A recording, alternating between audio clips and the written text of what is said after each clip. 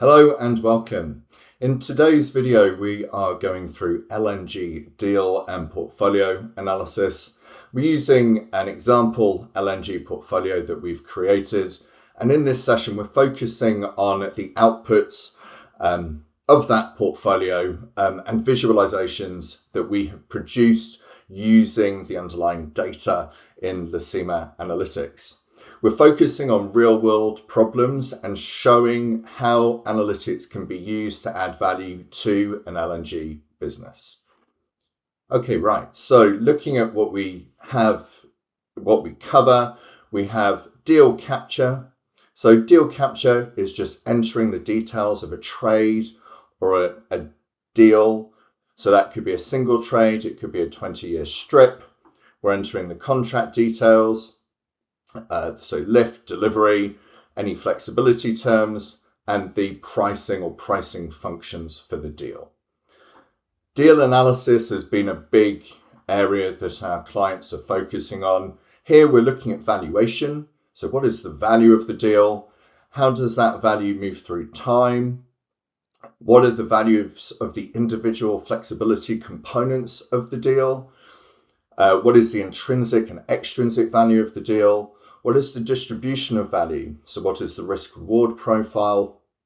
And how does value change under different scenarios? So if we were to add an extra flexibility term, how does that change value, etc. Next up is portfolio analysis. This is really an extension of deal analysis. So instead of taking a single LNG deal, we're now looking at an entire portfolio. We may also include some hedging trades. And we're looking at our portfolio. And again, we're looking at similar types of outputs. So we're saying, what is the value of my portfolio? How does the value of my portfolio move through time? What's the intrinsic extrinsic split? What's the risk reward profile look like? What happens under various scenarios? What happens if I add in a deal? What is the portfolio effect? The effect of changing value of the portfolio from adding a new deal or a new regasification terminal.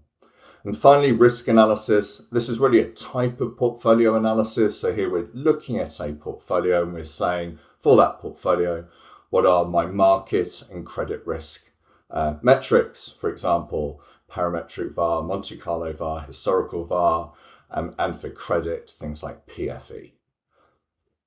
All right, moving into our example. Here we have our portfolio. We have 5 deals in the portfolio. Those deals price off Brent or Henry Hub. So we're paying either Brent or Henry Hub. And they deliver into either Europe or Asia. So we receive either the TTF or JKM. And there's various options. So there's some options on different deals in the portfolio.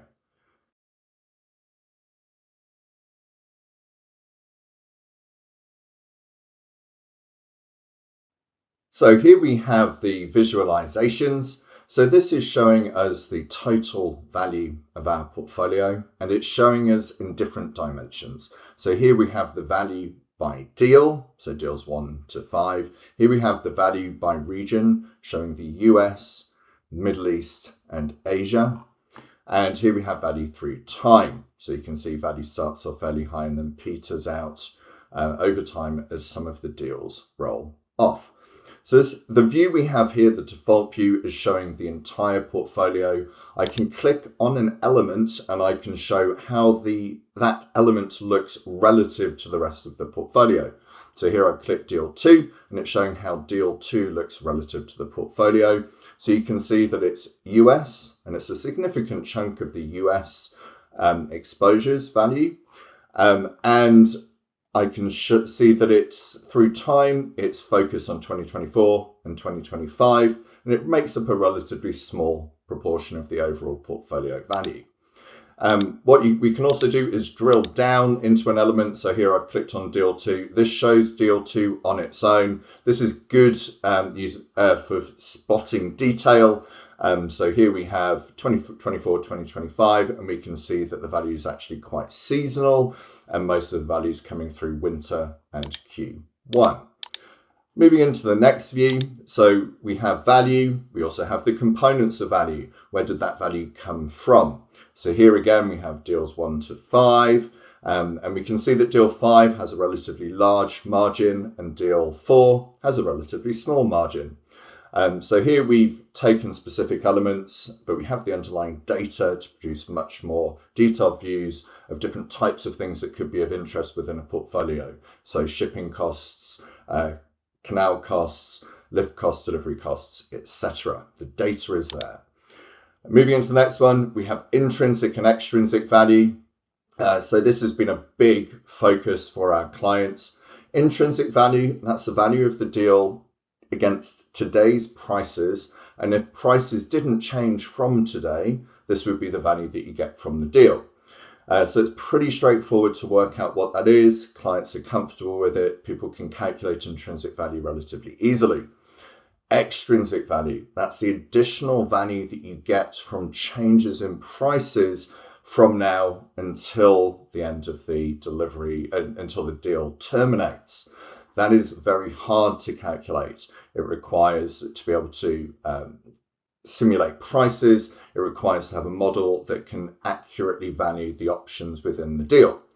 So give you an example of why it's important. Deal 5 has almost entirely intrinsic value of roughly $700 million. That's relatively straightforward to work out. Fine. Deal 2, you can see that it has this fairly small value of $52 million coming from intrinsic. Current value against current prices is $50 million roughly. There's an extra $240 million that come from extrinsic value, that come from price movements from now until delivery. That could be the option to move from Europe to Asia. It could be the option to cancel cargoes, etc. Those options can be extremely valuable and can be worth orders of magnitude more than the intrinsic value of the deal. So this has been a large focus area. Clients have been very heavily focused on being able to calculate extrinsic and being able to prove that extrinsic value when they go and do deals, when they go and buy assets and deals and pay. They need to be able to accurately estimate and justify the extrinsic value of a deal. Next view is Greeks. So this is how the value of a deal moves relative to various factors. Here we're looking at what's called delta, which is how the value of a deal moves through price. So deal 3 has a negative delta of $38 million. That means that if the price of Henry Hub increases by 1%, the deal loses $38 million.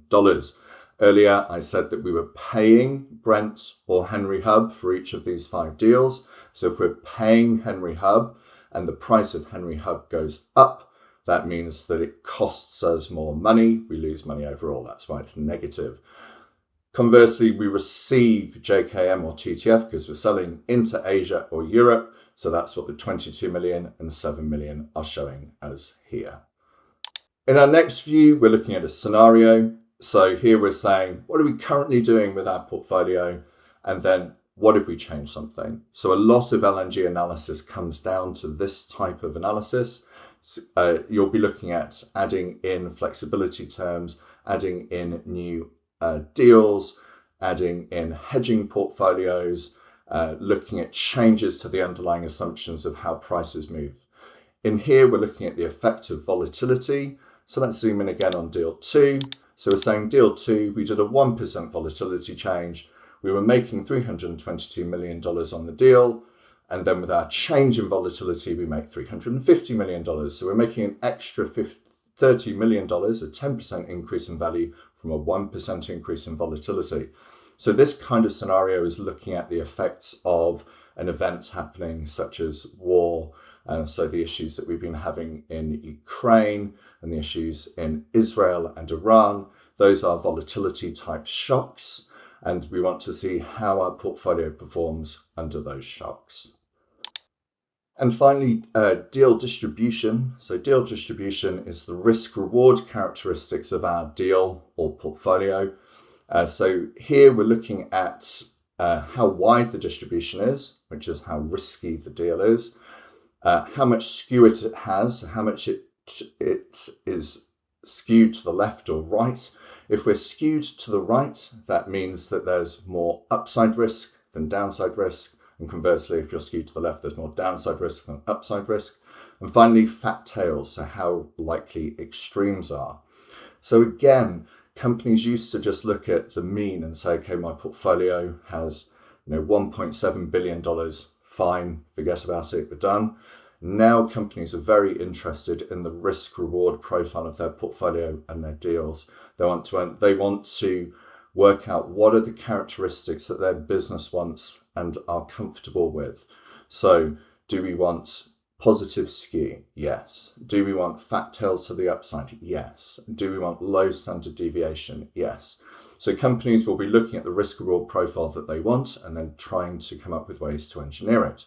So if you add to a portfolio hedging instruments, or you add to a portfolio deals or assets with lots of options in them, you're generally going to end up with a slightly lower mean. So you're giving up some of your central return, but with better risk reward characteristics. So more skew, more fat tails to the upside, and then you're limiting downside risk. And finally, flex decomposition. So here we're looking at the value of the individual flexibility terms of a deal. So if we look at it here, we can say, what is the value of the deal with no flex? So that is this $1. And then what is the value of each of the flexibility terms? So price flex, in this example here, is worth $2.90. DQT flex, the option to cancel a cargo, is worth 75 cents. And volume flex, the ability to change some of the volume on the cargoes, is 15 cents. So again, this is a major area that clients have been looking at and saying, we need to now be able to value, not just say what is the value of my deal overall, this $4.50, but where does it come from? And what is the value of each of the individual flexibility components? So I have a price flex option, and I now need to be able to go to my board and say that price flexibility option is $2.90 and explain why that is. Why is that? Is because these are very, very material deals. And if you're doing a deal that has a term of $106 million, that can have a material impact on your business. All right, that's it for me for today. I hope you've enjoyed this session. If you'd like more information, please reach out to us using the details that you're seeing on the screen now. Many thanks.